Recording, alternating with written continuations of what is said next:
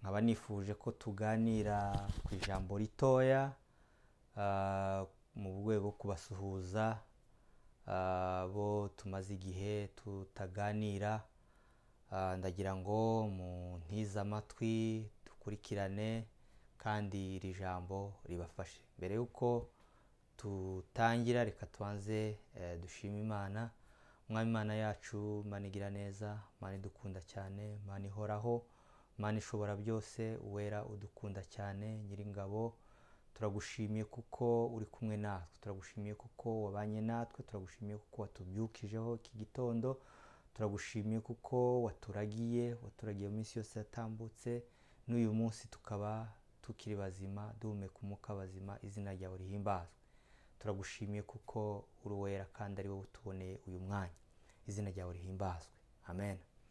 Rero ndabiyegereje kugira ngo tuganire kandi dufashanye muri iri jambo ry'uyu munsi. Reka tubanze twumve akaririmbo karirimbwe n'abaririmbyi ba Healing Worship Team kitwa Calvary. Twumve icyo bavuga.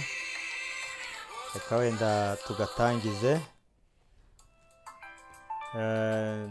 Abaririmbyi baririmbye indirimbo nziza, ndayikunda kandi namwe ndayibatuye kugira ngo iyi ndirimbo ibagere ku mutima kandi ibafashe. I Calvary niho twaboneye amahoro, kubera ko igihano kiduhesha amahoro cyari kuri Kristo. Kristo niho yabambwe kuri uwo musozi w'i Calvary. Hashimwe Calvary. Imibabaro Yesu yagize i Calvary, niho twakuye indirimbo z'ishimwe. Imibabaro Yesu yagize i Calvary, niho twakuye indirimbo z'ishimwe. Barababajwe tubona ubugingo. Umwami yarababajwe kugira ngo tubone ubugingo. Yarababajwe kugira ngo tubone ubugingo. Yarakubiswe kugira ngo tubabarirwe. Yarabambwe kugira ngo tubone ubugingo buhoraho. Icyo nicyo cyatumye abambwa. Haleluya.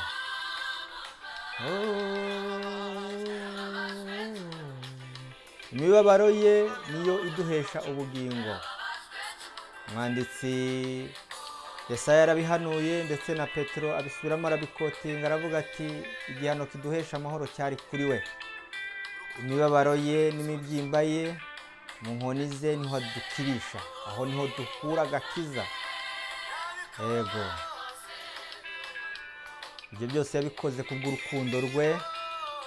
Iyo mirimo yose yakoreye i Calvary niyo idutera kuririmba, niryo shimwe ryacu. Ibyo nibyo binezeza imitima yacu.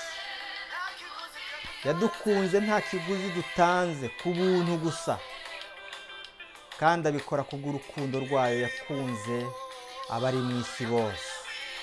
Iyo mirimo yakoreye i Calvary, iyo niyo ndirimbo yacu, iyo niyo yuzuye umutima wacu, iyo ngiyo niyo iduha gushima, iyo niyo iduha guhimbaza, iyo niyo duha kuvuga izina rya Kristo. Amaraso ye niyo atwoza. Reka dusome twihuse ijambo tugiye kuganira riri mu rwandiko Pawulo yandikiye Abakorinto, urwandiko rwa mbere, ibice 15 umurongo waho wa mbere turageza ku wa 5. Kadusomera avuga ngo bene data ndabamenyesha ubutumwa bwiza nababwirije. Ndabamenyesha ubutumwa bwiza nababwirije ubwo mwakiriye mukabukomereramo. Pawulo ari kongera kubibutsa ubutumwa yababwirije, ahamya yuko babwakiriye kandi ngo bakabukomereramo kandi mugakizwa nabwo. Ubwo butumwa yababwirije arahamya ko ari bwo bwabakije, mugakizwa nabwo niba mubukomeza nk'uko nabubabwirije, keretse mwaba mwarizereye ubusa. Muzi ko nabanje kubaha ibyo nanjye nahawe kumenya yuko Kristo yapfiriye ibyaha byacu nk'uko byari byaranditswe. Ni ukuvuga ngo Pawulo ubu butumwa mbere y'uko bumenyesha nawe yabanje kububwirizwa, arangije arabamenyesha, arangije n'abarababwiriza abamenyesha yuko ibyaha byacu Kristo ari byo yapfiriye nk'uko byari byaranditswe n'abanditsi mu bitabo by'abahanuzi. Ba Yesaya barabyanditse n'abandi bahanuzi benshi bagiye bavuga ko Kristo azaza agapfira ibyaha byacu.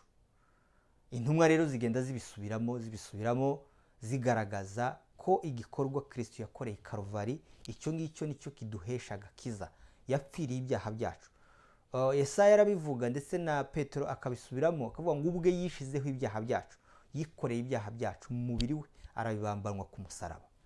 Ibyaha byacu byose yabibambanywe ku musaraba. Ibyo ngibyo nibyo twizera, ni nabyo tubwirwa n'ibyanditswe. Byari byaranditswe yuko Kristo azapfira ibyaha byacu. Ubwo nibwo butumwa Pawulo yabwirije Abakorinto, ari bwo kubibutsa kandi ahamya ko ubwo butumwa ari bwo bwabakijije. Ngo yuko donc ibyanditswe byari byaranditse yuko muzi yuko nabanje kubabwira yuko Kristo yapfiriye ibyaha byacu nk'uko byari byaranditswe, agahambwa akazuka ku munsi wa gatatu nk'uko byari byaranditswe nanone. Kandi muri ubwo buhanuzi harimo yuko Kristo azaza agapfa akazuka ku munsi wa gatatu. Uko niko byagenze. Kristo yaraje arapfa yikorera ibyaha byacu. Pawulo mu rwandiko rwa kabiri avuga yuko Kristo yahindutse icyaha kugira ngo twebwe duhinduke gukiranuka kw'Imana. Rero uwo murimo yaraje arawukora, amaze arapfa arazuka, ubu ni muzima, yarazutse kandi azuka amaze kutubonera agakiza, azuka amaze kuducungura, azuka amaze kutubonera incungu. Ubwo nibwo butumwa bwiza Pawulo yabwirije aba Bakorinto, ababwira ati ndabubamenyesha kandi ndabubibutsa kuko nzi neza ko aribwo bwabakijije. Natwe rero nibwo twizeye. Nawe mwene data utarizera, umenye ngo ibyaha byawe niyo byaba byinshi bite birababarirwa. Umwanditsi wa Injili Luka aravuga ngo mu gice cya mbere 77 avuga ngo agakiza ni uko barirwa ibyaha. Ngo yaje kumenyesha abantu be iby'agakiza ko ari uko barirwa ibyaha. Uyu ni Yohana wamubanjirije, araza avuga ati uzaza inyuma yanjye uwo nguwo ni ukuraho ibyaha. Mugorore inzira ze, mutunganye inzira ze, uje inyuma yanjye simfite n'uburenganzira bwo gupfundura imishumi ye. Araza aramwerekana, Yesu aragaragara, araza akora uwo murimo. None ubu ngubu ibyo yarabikoze, nawe niwo mwanya wawe. Ijambo ry'Imana riza ritubwira ngo uyu munsi numva ijwi ry'Imana ntiwinangire umutima. Uyu munsi numva ijwi ry'Imana ntiwinangire umutima. Wizere ko Kristo icyamuzanye hano mu isi ko ari kugira ngo apfire ibyaha byawe, ko ari kugira ngo akubonere agakiza, ko ari kugira ngo akubabarire ibyaha.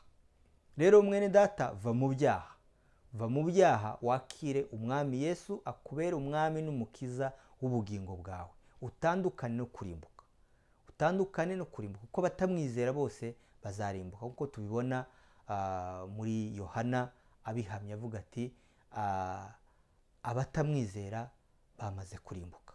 Ni ukuvuga rero mwizere umwami Yesu kugira ngo muhabwe ubugingo buhoraho. Murakoze, Imana ibagire neza kandi ikomeze kubafasha no kubitaho aho muri hose. Tuzakomeza tuganire muri ubu buryo twungurana